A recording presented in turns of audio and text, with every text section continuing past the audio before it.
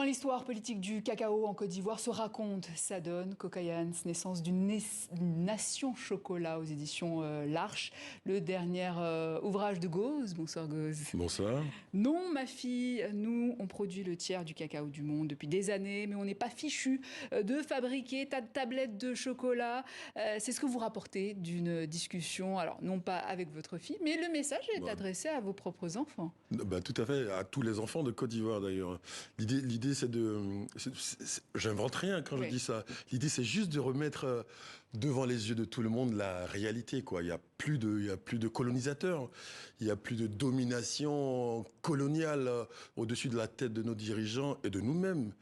Parce qu'elle, dans l'histoire, elle mangeait tranquillement sa tablette de chocolat sans se soucier et sans penser qu'il y a une histoire derrière. Les enfants ne font même pas... au 19e siècle. Bah ouais, les enfants ne font même pas le lien entre le chocolat qu'ils mangent à Abidjan et le cacao du village. Ils ne font même pas le lien.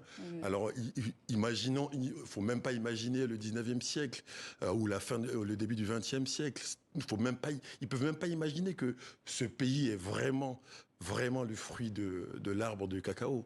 Et cette exploitation du cacao, vous dites que l'exploitation de l'homme commence par l'exploitation du cacao. Tout à fait. Toute la population, enfin la Côte d'Ivoire, en fait, quand on dit en Côte d'Ivoire, le succès de ce pays repose sur l'agriculture, en fait, on doit préciser. Le succès de ce pays repose sur le cacao. C'est le premier employeur du pays. 6 millions d'habitants travaillent pour le cacao. 6 millions, c'est pas rien en fait. Donc nous sommes l'émanation du cacao. Mais personne ne réfléchit chocolat en fait. Personne ne réfléchit transformation. Et puis même symboliquement, une fois qu'on commence par réfléchir, on commence avec le cacao, on peut aller plus loin en fait. C'est juste une question de principe, c'est une espèce de pompe qu'il faut générer pour que les choses se passent.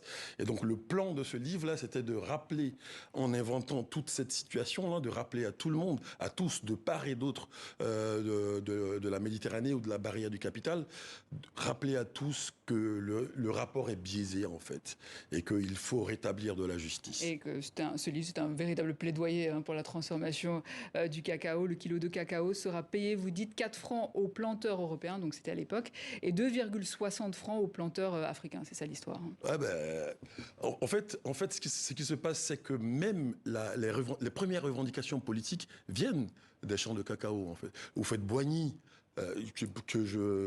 que je figure un peu dans ce livre-là, Houphouët-Boigny était un planteur de café et de cacao d'abord. Le syndicat agricole africain, c'est ça qui a donné le Rassemblement démocratique africain. C'est toute une histoire du cacao. Donc les revendications des paysans ivoiriens de cette époque-là pour réclamer la justice en étant payés au kilo au même prix que les planteurs français, c'est ça qui a donné les indépendances. Alors l'histoire commence au Coco Island, dans un coin de forêt de ces territoires où vivent 7 tribus d'un même peuple. Une partie est racontée avant l'indépendance de la Côte d'Ivoire, l'autre se passe après 1960. Vient ensuite Cocody 1985, Cocody 2011, Gbagbo Ouattara, la guerre civile et avec ça la hausse du prix du cacao. C'est comme ça que c'est fixé. C'est factuel, hein. Ouais, c'est factuel. À chaque fois qu'il y a eu quelque chose autour du prix du cacao, la Côte d'Ivoire a subi un choc. Par exemple, dans les années 70, quand ça allait, c'était le miracle économique. Ensuite, dans les années 85, quand ça n'allait pas, c'était la détérioration des termes de l'échange. Et puis, après 99, hop, chaque fois que c'est monté, il y a eu le coup d'État.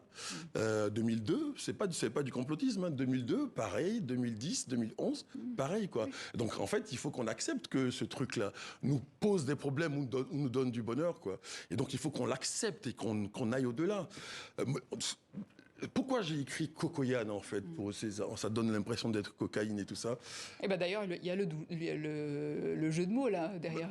Tout à fait. Et en fait, ce qui se passe, c'est que dans ma dystopie, donc en 2031, comme je le dis dans le livre, dans ma dystopie, je parle de la réussite des planteurs de cocaïne.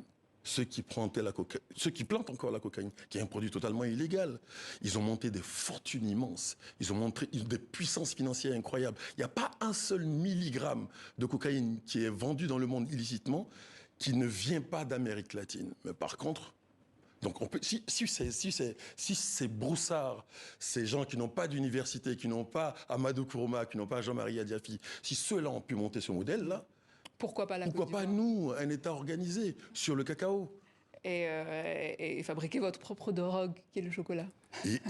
Moi, je rappelle à tout le monde que c'est vraiment une drogue, le chocolat. Quoi qu'on dise, une drogue, c'est-à-dire un produit qui agit sur le cerveau. Donc voilà, donc il faut l'accepter comme ça aussi. Et dans votre livre, vous anticipez même l'avenir dans le chapitre Afrique Doukou 2031. Alors, que sera le pays du cacao en 2031 selon Gauze? Donc en 2031, on dit au port d'Abidjan, là, il n'y a pas une seule fève qui sort de ce port-là. Parce que le chocolat, c'est de la poudre, en fait, à la base. C'est du cacao séché, torréfié et écrasé. C'est tout en poudre. Nous, on dit, vous, les Cargill, les Nestlé, tout ça, vous, dégagez du territoire. Il ne sort pas un seul gramme, pas une seule fève du port d'Abidjan. Si vous voulez du cacao, vous allez acheter notre poudre de chocolat. Point à la ligne. Pourtant, aujourd'hui, il y a une prise de conscience Oui, par tout à rapport fait, à la mais transformation. mais- Nous, on a fait un sujet sur la transformation du C'est vrai, cacao il y a beaucoup en Côte d'Ivoire. Moi-même, j'ai mangé du chocolat 100%. Oui, mais Côte c'est d'Ivoire. tellement anecdotique que tu dis, moi-même, j'ai mangé du chocolat. Non, mais moi, en plus, mon idée n'est pas de dire que nous, on doit fabriquer du chocolat et le manger. Je dis, c'est pas du tout ça. Ou bien, ce n'est pas que ça. C'est intéressant qu'on fabrique du chocolat, qu'on le consomme chez nous. Mais ce n'est pas que ça. Le plus important, c'est ce qu'on donne. On offre au monde. C'est fini. On n'est plus des pithécanthropes, des cueilleurs, des chasseurs-cueilleurs, quoi. Voilà, les mecs, ils ont des iPhone 13 dans les poches, et puis ils vendent des fèves de cacao comme de vieux singes. Non, non, il faut qu'on passe à autre chose. Il faut qu'on accepte qui on est et ce qu'on veut proposer au monde, c'est tout. Il y a le secteur du chocolat, mais il y a aussi le secteur de la maison d'édition. D'ailleurs, vous avez créé votre propre maison d'édition. La démarche est la même, l'indépendance littéraire. L'indépendance totale. Bah voilà, ils nous ont pris l'or, le cobalt, le bronze et tout ce qu'on veut. On a demandé ça pour avoir les indépendances, mais on n'a pas demandé Kuruma, on n'a pas demandé chinois, Chébé. On les a laissés aux maisons d'édition françaises là. Donc nous, on les récupère et c'est comme ça que petit à petit, on récupère l'indépendance. L'indépendance commence dans la tête. Pour être indépendant, quand on dit qu'on est indépendant, il faut avoir défini sa dépendance.